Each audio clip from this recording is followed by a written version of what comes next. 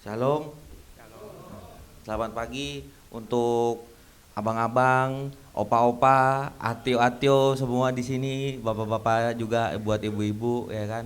Se- Ih, jujur pasti di sini banyak senior-senior saya nih gitu ya kan. Terima kasih untuk waktu dan kesempatannya yang diberikan sama saya. Segala sesuatunya pasti bukan karena kebetulan, pasti rencana Tuhan gitu. Saya udah denger ini tuh udah lama sebenarnya. Di sini ada nasabah saya namanya Om Roni. Om Roni tahu nih. Saya waktu di Bank Mega gitu. Ya kan? Om Roni suami istri nasabah saya dulu, saya di Bank Mega. Dan saya ke sini juga udah memenuhi janji saya juga bener sama Bang Antoni. Itu Bang Antoninya datang tuh. Halo Bang, puji Tuhan Bang. Gitu. Segala sesuatunya nggak kebetulan gitu. Ya, sebenarnya kalau saya ngasih kesaksian pasti senior-senior di sini udah lebih banyak ngalaminya. Cuma ya ditugaskan ya udah mau nggak mau ya kan saya harus berikan apa yang pernah saya alami gitu ya kan. Yang pertama saya bersyukur puji Tuhan, saya dilahirinnya mungkin emang Kristen, keluarga saya Batak ya kan gitu. Tapi di keluarga saya itu waktu saya dilahirkan ibu saya Muslim Pak gitu. Bapak saya Batak, ibu saya Muslim. Dari mulai SD sampai SMP itu saya mengalami kekerasan sama mungkin agak trauma lah gitu loh. Itu ibu saya Muslim, setiap Natal itu bapak saya tuh kalau beli pohon Natal pasti setahun 2 kali. Dibakar Pak. Dibakar pohon Natal sampai horden saya tuh habis kebakar semua. Bapak saya begitu sabarnya gitu loh. Itu yang saya alamin gitu. Makanya kalau ingat-ingat itu tuh saya pengen nangis terus gitu. Tapi puji Tuhan akhirnya dimenangkan gitu. Tapi dulu kita gereja itu waktu itu awalnya kita gereja karena masih di HKBP mungkin kan. Bahasanya bahasa Batak, ibu saya nggak ngerti ya kan. Terus ya namanya orang Batak ya tahu sendiri. Masih main kartu, masih nyekek botol. Paham kan, Bang? Gitu. Tapi gimana mau bertobat makanya. Nah, mungkin dengan kita pindah gereja, akhirnya pindah di gereja di Mawar Sarun lah itulah ibu saya dimenangkan. Sekarang jadi lebih rohani ibu saya daripada bapak saya. Ibu saya pendeta sekolah Alkitab dia di Mawar Saron. Gitu. Itulah, itu abang saya udah kena tuh. Itu saya ajak abang saya yang Panjaitan, dia tugas di Kejaksaan Agung dan saya bawa direktur saya tuh kan Roni Purba juga kebetulan Kristen juga gitu loh. Ya kan? Batak juga dan saya jujur kesini dulu udah dikenalin sama Om Roni ini udah lama tapi dulu Bang Antoni maaf, saya belum menjadi pengusaha. Saya ngomong sama Pak Roni, saya bilang, Om saya masih karyawan, Om malu nanti. Udah nggak apa-apa Leo, nggak apa-apa Leo gitu kan. Nah makanya saya bilang segala sesuatunya bukan kebetulan, pasti rencana Tuhan gitu loh. Saya disupport sama Bang Antoni ya kan, dan itu juga nggak cuma sekali saya ketemu 2 kali langsung iya. Saya bawa dalam doa Leo. Siap Bang, saya bilang gitu ya kan. Saya bawa dalam doa. Puji Tuhan sekarang saya ya walaupun karyawan saya nggak banyak ya kan, walaupun kita tukang es cendol tapi emang kita yang punya yaitu bos, bener nggak ya gitu loh.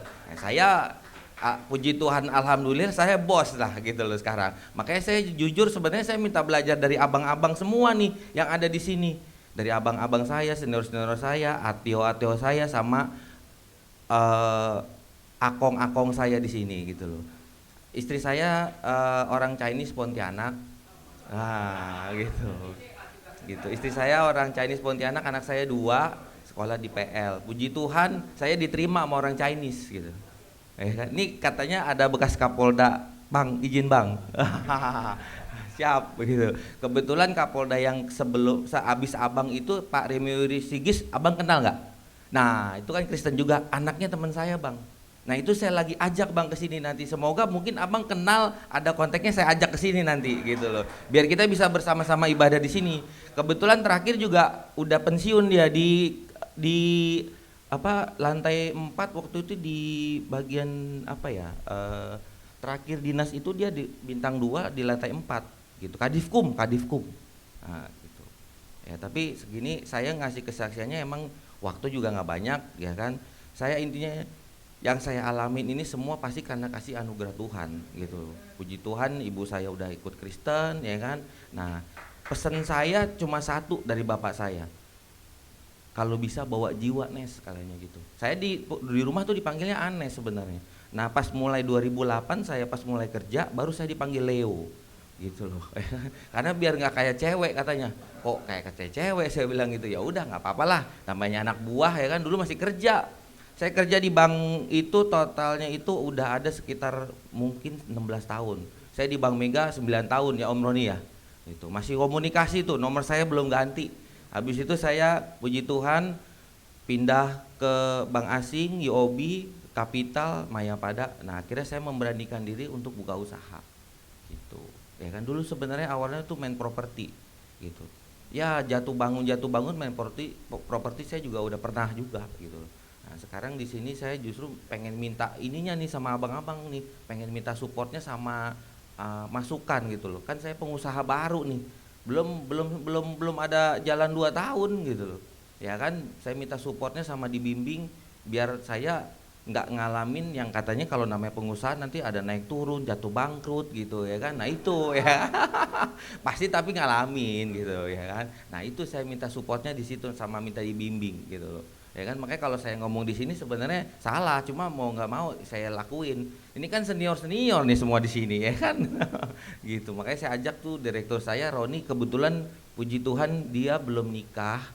Nah gitu. Dan tapi saya dengar dari kesaksian dia itu beliin, maaf ya Ron saya bilang, dia beliin bapaknya mobil. Itu masih kuliah tuh, tapi kuliahnya belum selesai. Makanya saya bilang kuliahnya selesain Ron, saya bilang gitu. Tuh, beliin bapaknya mobil, orang tuanya di kampung. Dibawa jalur darat sama dia. Tuh, ya kan?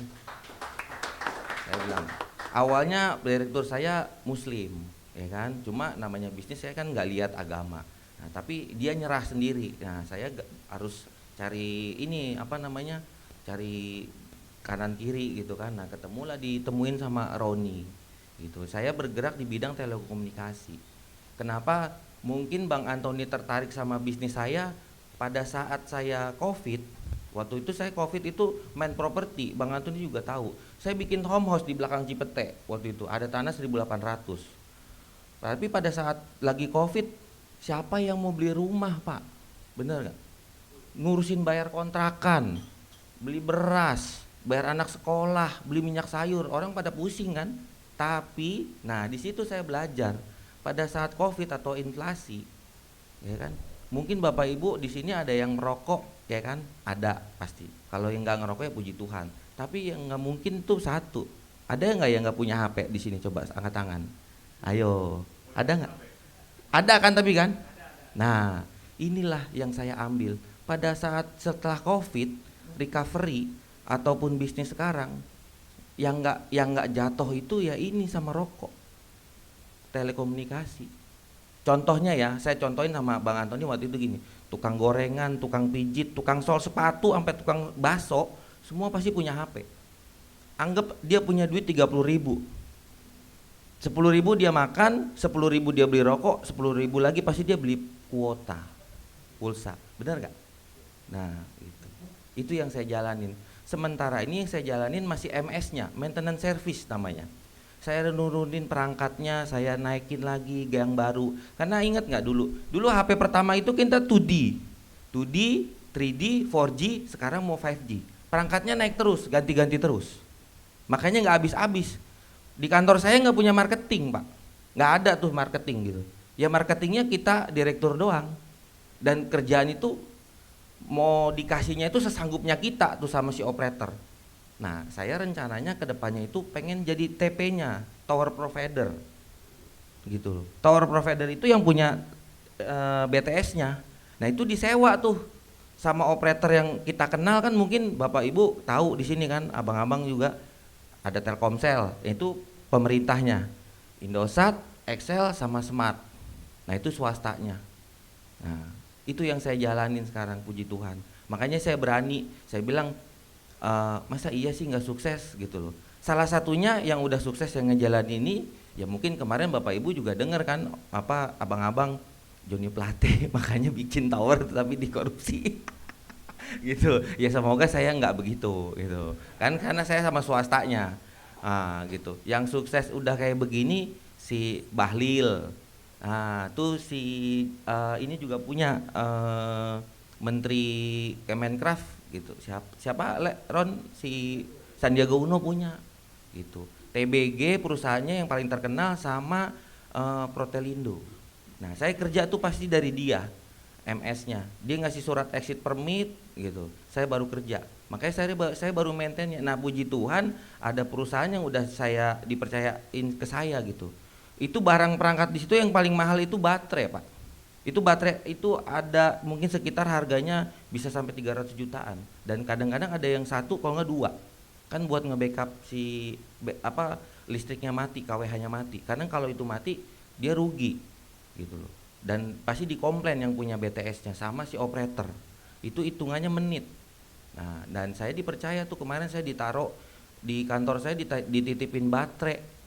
Kan itu padahal sebenarnya harganya lumayan. Biasanya kita itu kerja namanya itu MOS, material onset. Material udah kerja sampai baru saya kerja. Tapi ya puji Tuhan saya dipercaya. Padahal perusahaan saya baru gitu. Gitu. Jadi yang bisa saya ceritakan di sini emang nggak banyak karena emang masih baru. Tapi intinya semua nggak karena kebetulan. Saya kenal sama Pak Antoni juga baru, ya Bang ya. Waktu itu sebelum COVID saya kenal. Saya nawarin itu tanah saya mau ngajak bikin itu ya Bang ya waktu itu ya bikin properti gitu, bikin developer.